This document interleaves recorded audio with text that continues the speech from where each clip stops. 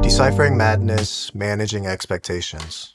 These 4 words can serve as a double entendre for my work life and my watch life. Working as a creative in advertising and working as a bummy-ass YouTube wristwatch creator. Where do I even begin without spewing a whole slew of overly pretentious first world problem nonsense? Just like every watch, every job is different, and some are definitely worse than others. I feel like in my line of work, your positive and negative experience really boils down to one thing: the people. One of the biggest truths in my life that I wish I learned 20 years ago is the aspect of network.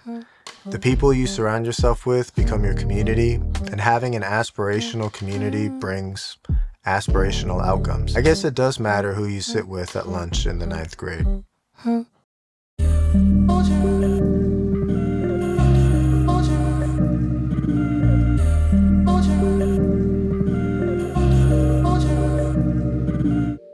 Watch enthusiast culture is an aspirational culture, but we're all motivated by different things. In my few years of collecting, I find I have the best conversations with people that have similar vibes, but what is my vibe though? I admire range. I admire the stories. The SKX mod story versus the Patek AD purchase process story, I err more on the side of SKX mod just because it's where I'm at now. And what I understand, it's no hate. You can blame my ignorance and my very middle-class bank account. I feel like Seiko is the baseline, kind of like Starbucks. Starbucks isn't great coffee, but when you're in the middle of nowhere America with no coffee, Starbucks is great coffee. Every adult has a tried and true Starbucks order. I feel like everyone watching this has their tried and true Seiko as well. This isn't the best analogy. I like Seiko way more than I like Starbucks, but you get the vibe. Going back to that lunch table thing, my lunch table is definitely otaku, streetwear conscious Seiko lovers, but we vibe with everyone in school. People that genuinely hate on Seiko seem like aliens to me. I mean, what's to hate? There are trade-offs on every level of watches, like, did you know the Nautilus bracelet is sized with pins, or the Royal Oak does not have on-the-fly micro adjust? I get so many people bitching about that in the comments. We don't need on-the-fly micro adjust on every f***ing watch. Listen, on-the-fly micro adjust is great. I love it on my Raven Endeavor 2.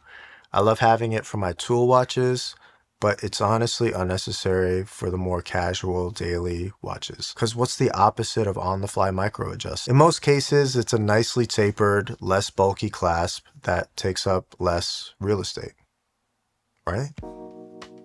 Going through some everyday carry items that I usually have on me. My Hydro Flask, notebook. My favorite pen is the Sharpie S-Gel 0.5. You can get this at pretty much any Target. Next is my book bag. I've been using Peak Design bags for almost 10 years now.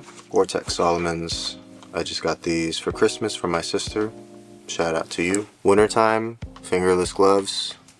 I feel like the most essential to keep your hands warm, and you can still use your phone and devices. Obviously, laptop, D-brand skins. That makes it look very nice. Of course, last but not least is a watch. For this job, it was the Seiko Alpinist. And it's amazing. I've been on the search for my first field watch. It was between the Murph and a vintage red Alpinist with the white dial. And then my homie Jason hit me with a blockbuster trade that I couldn't pass up. Speaking of blockbuster trades, Luka to the Lakers was not on my 2025 bingo card at all. Wow.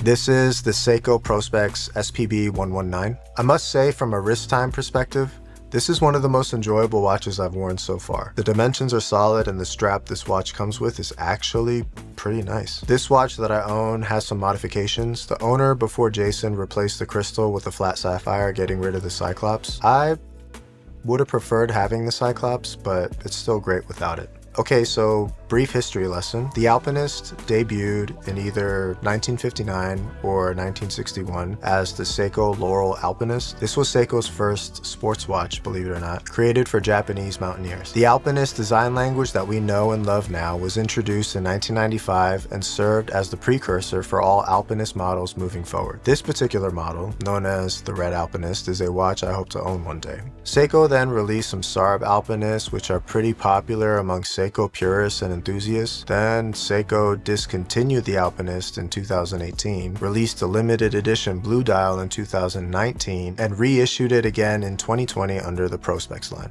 The Alpinist is definitely a go anywhere, do anything type. It checks off all the boxes and it's definitely one watch collection worthy. This Neo Vintage Prospex offering comes equipped with all the specs enthusiasts respect. 200 meters of water resistance, a screw down crown, sapphire crystal, exhibition caseback, 70-hour power reserve, anti-magnetic movement, excellent loom, and a 20mm lug width for a more universal third-party strap experience. I'd say the only things missing is drilled lugs and a sign crown. The K-shape is perfect, it's classic, it's chic, polished on the sides, brushed on the lugs, polished around the bezel. The crown guards and the crown for the rotating bezel don't interfere with the overall silhouette. If anything, it adds to the experience and gives this watch distinction. This watch is a recreation of a classic Seiko from the 90s, and thanks to the genius of designer Shigeo Sakai, the Alpinist is timeless, and I think is one of those watches that will never go out of style. I'd trade the exhibition caseback for a solid one if we could get the watch 2mm slimmer. I think 11mm thick would have been perfect, but when on the wrist, the thickness actually isn't that noticeable. There are many different dial color variations for the Alpinist that's been released over the years, the most popular being the green with gold indices and hands. This particular variant has a sunburst ivory dial with chrome indices and hands. The cathedral handset is part of what makes the Alpinist iconic. Field watches traditionally use Arabic numerals for the hour markers. The Alpinist as we know it now is identifiable with its alternating Arabic hour markers and sharp tooth looking indices. The rotating compass bezel actually works. Adrian Barker made a great video that explains this if you want to learn. It's pretty easy. Luckily, the variant I own doesn't have the compass bezel misalignment that plagues some other Alpinists on YouTube, so that's a win for me. I realized I've never bought a Seiko that came with a strap. The strap that came with this Alpinist variant is actually quite nice. It's made with calf leather and the deployment is done well, and sizing was honestly a breeze. This watch is one of the most versatile when pairing with different straps and even goes well with this aftermarket 5-link bracelet. The movement is a 6R35, 3 Hz with a 70-hour power reserve. As far as accuracy, I set the watch to my atomic clock before I left for Columbus. When I got back home, the watch was about 15 seconds ahead, and 15 seconds ahead over 4 days actually isn't that bad. For me, as a work watch, the Alpinist was great, but because photo shoots are such a time-based activity, wearing a diver's watch makes more sense. Being able to quickly look down at elapsed time of the setup we were working on is clutch, and that's something that I missed having for this job. I could see myself using this as a tool when scouting or shooting outdoor lifestyle shoots. The compass bezel would be a good reference to indicate where east and west is when planning shots around the sun, so there is some value it brings me from a work perspective. One thing the Alpinist can do very well is dress up. I had a few client dinners while I was out, and it paired very well with my dinner attire. Despite the busyness of the dial, I would say it's a pretty understated watch. Understated doesn't mean a lack of personality, it means intentional. It means refined. It means I'm here for a specific purpose. Sometimes, honestly, it's kind of corny to be too loud. Currently, the non-GMT Prospex Alpinist collection is at $720 MSRP.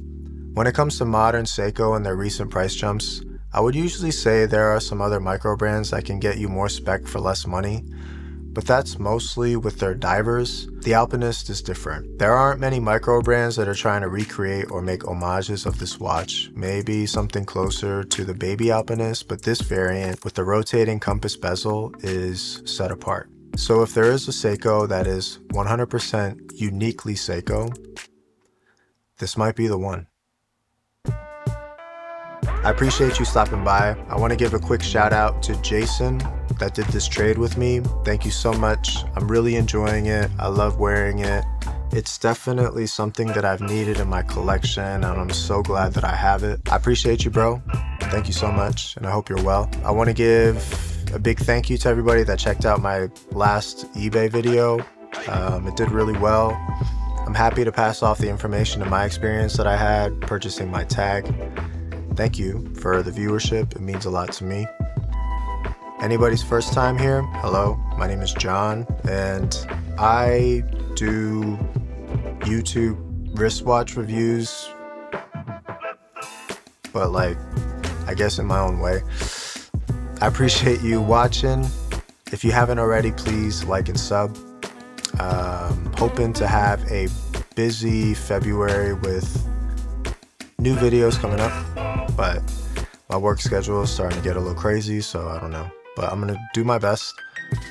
And yeah, stay tuned. If you guys own an Alpinist, if you have any stories about collecting different variants of Alpinist, please drop those in the comments and I will get back to you. Thank you so much. I appreciate you. Have a good night, and I'll see you on the next video. Peace.